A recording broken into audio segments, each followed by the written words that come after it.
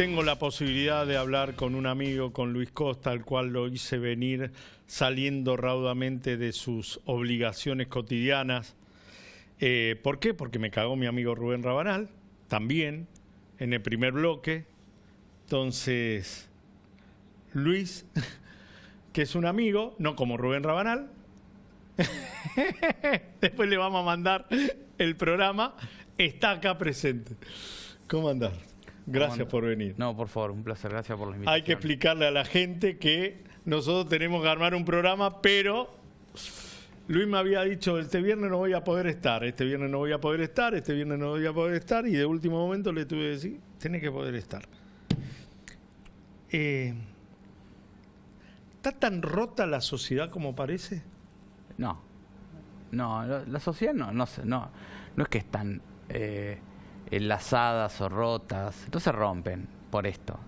No describiría a la complejidad de una sociedad que tiene muchas cosas, no la describiría simplemente por cómo se da un proceso político, ¿no? La política es una de las cosas que ocurren en la sociedad, pero no es la única. O sea que no es que describiríamos si la sociedad está sana o no está sana, o está entera o está rota, y es más, la que de está acuerdo a lo que le pasa en un proceso electoral cada 2 años. La sociedad tiene otros procedimientos que ocurren, no sé, hay científicos, hay artistas, no sé, los chicos van al colegio. La gente actúa de gente. La gente trabaja, como vos dijiste una vez, por una elección. No hace falta hacer referencias de cuál, pero es decir, las sociedades tienen un suficiente nivel de diferenciación interna como para que nosotros podamos describir cuando estamos observando una operación de la política versus una operación de la ciencia o una operación económica. Lo que pasa es que la política a veces cree que tiene la capacidad de describir o de intervenir en todos los procedimientos sociales que la rodean. Hablamos, ¿no? En la tele, entonces tenemos que ser valorados por lo que decimos. ¿Se puede interpretar qué dice la política? No, la política tiene si querés, esto tiene que ver con una herencia previa a la modernidad, que es que la política ocupaba el Estado, los estados previos a los estados democráticos, inclusive más para atrás. Los que eran los que gobernaban, los reyes, o sea, tenían una predominancia sobre todo.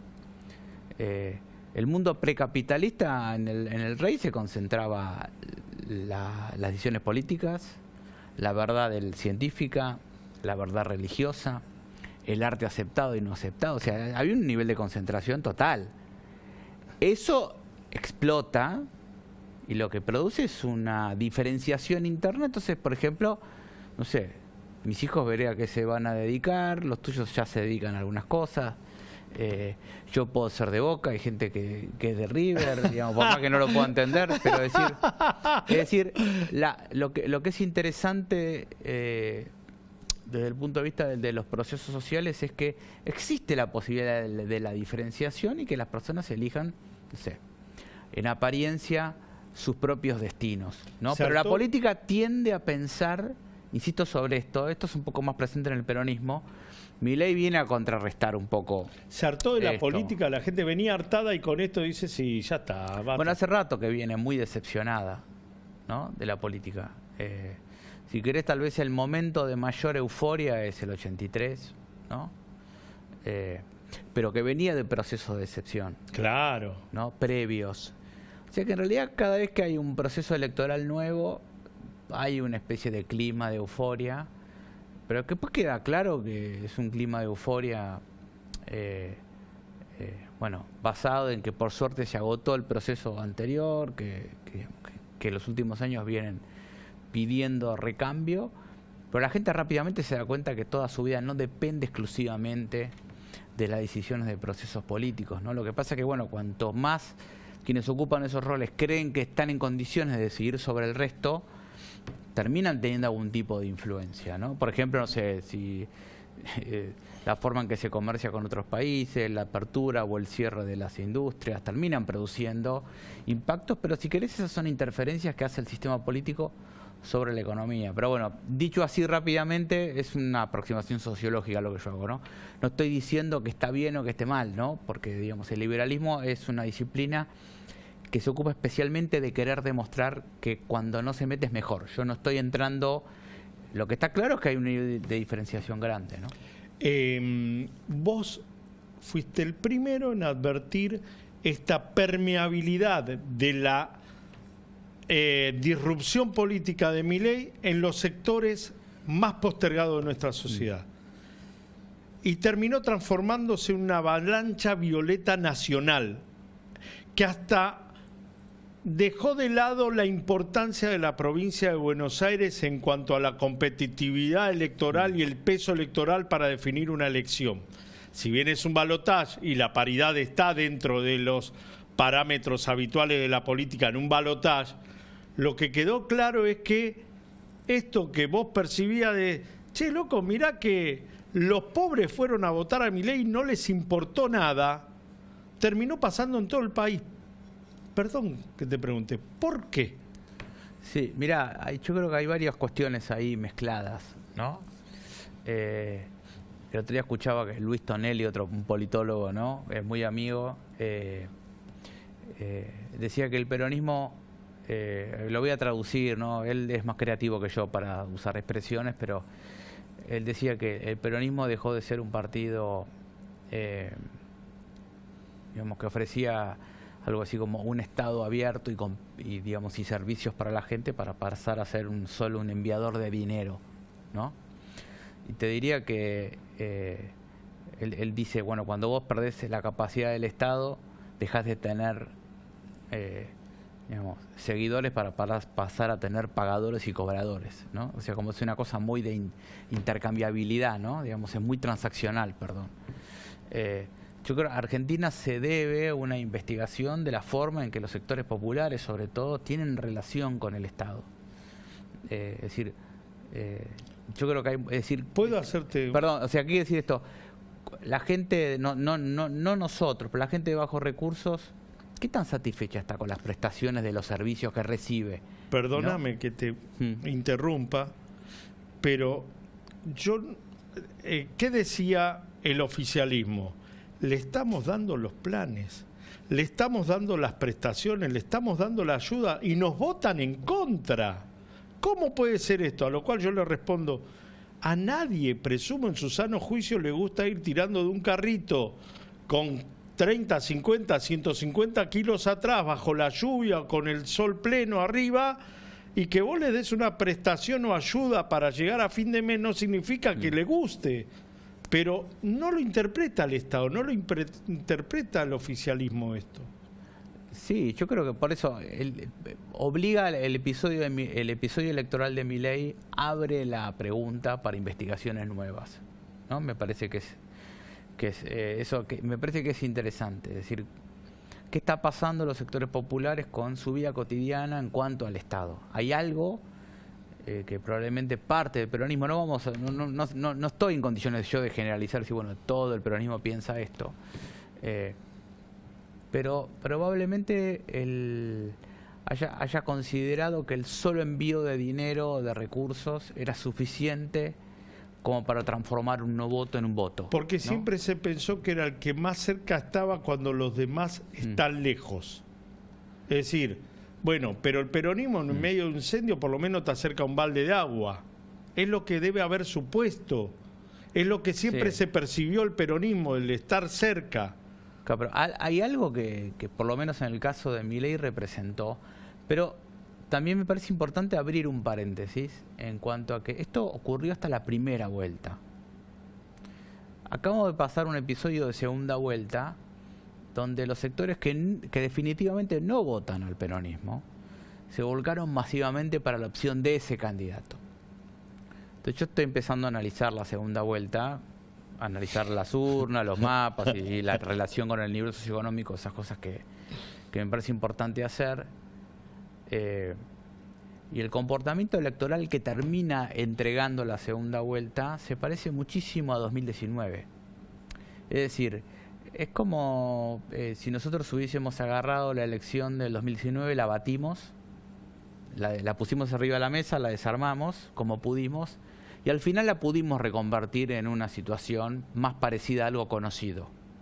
Es decir, la migración masiva de votos de Juntos por el Cambio, finalmente, en el último capítulo, no antes, en el último capítulo a Milei, terminó conformando, si querés otra vez, un esquema en el cual, a medida que bajás en el nivel socioeconómico, el voto peronista aumenta. O sea, a Massa lo votaron en mayor proporción los sectores populares. Y a Milei lo votaron en mayor proporción los sectores de clase media y clase media alta. O sea, se terminó acomodando una situación que estaba un poco desarticulada, ¿no?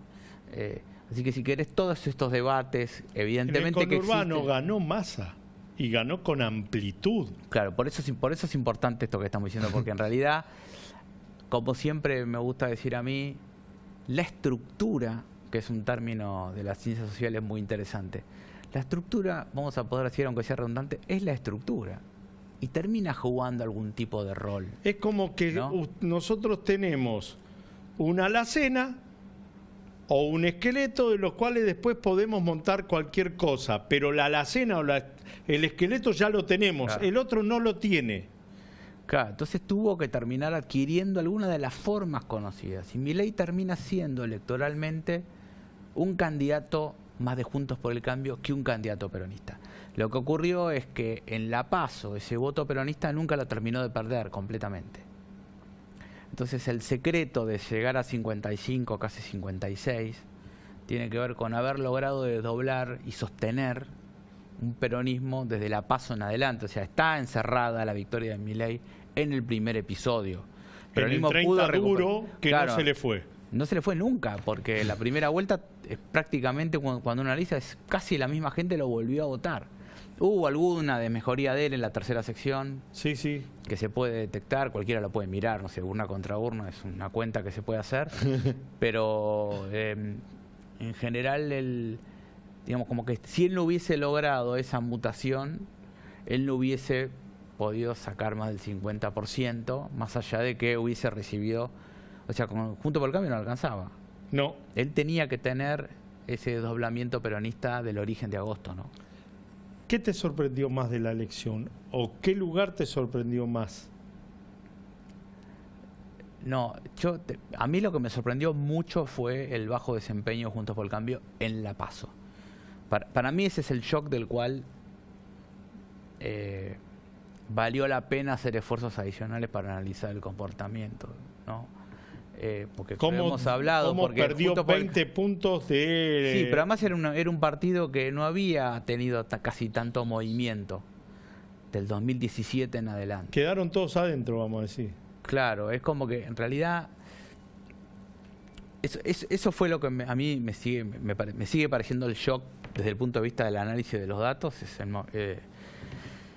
Me parece que es el episodio más interesante, porque en realidad el peronismo subió, bajó, tuvo Unidad Ciudadana, 37 después armó el Frente de Todos, o sea que tuvo variaciones. Randazo 41. Pero, o sea, subió, bajó, pero el que estaba siempre alrededor de los 40 puntos era Juntos por el Cambio, hasta agosto, ¿no? Entonces ahí hay una mezcla, porque Milei también, tengamos en cuenta que le hace más daño a Juntos por el Cambio fuera de los grandes aglomerados urbanos, en el interior de las provincias. Ahí le termina haciendo un poco de daño, ¿no? Así que eso sería como el lugar más choqueante. Y si querés, para complementar la sorpresa y que confirma esto que hablábamos de Milei y el voto peronista, Milei ganó un montón de lugares que Juntos por el Cambio no pudo ganar nunca, por ejemplo Tucumán. A mí esos lugares me parecen muy interesantes para analizar. La victoria de Milei en San Luis, ¿no? La victoria de Milei en San Juan, ¿no? Creo que también ganó Mendoza, ahora ya tuvimos tantas elecciones que me pierdo, ¿no? Pero, es decir, el victorias de él, por ejemplo, lo que se llama la región centro del país, donde Juntos por el Cambio debería haber sido el rey digamos, de la zona. Entonces, bueno, todo ese tipo de cosas terminaron dando. Pero, insisto sobre esto, cuando uno analiza el último capítulo que nos devuelve la elección, uno dice, bueno, al final esto se parece a episodios electorales anteriores. Todo se termina acomodando a elementos conocidos, porque la sociedad hace eso, por eso no se rompe. Tiene recursos para llevar las cosas a lugares conocidos, ¿no? Y el gabinete de Milei se empieza a parecer, en algunos aspectos cada vez más, a un gabinete de Macri del 2015. Y eso correlaciona perfectamente con lo que devuelve la elección. Otra vez, a algo conocido, así que es posible inclusive que Argentina siga teniendo inflación, ¿no? Porque es lo que conocemos. Luis, gracias por venir, No, por gracias favor. por tu tiempo, y bueno, no hablamos de fútbol. Cuando quiera, no tengo, vos ya sabés qué pienso yo. No, está bien, van a tener elecciones ahora de nuevo. Veremos qué sucede. No hay mal que por bien no venga, diría mi suegra. Gracias. Por favor. Nos vamos, nos reencontramos la semana que viene con más sentido común. Ustedes han sido muy amables, muchas gracias.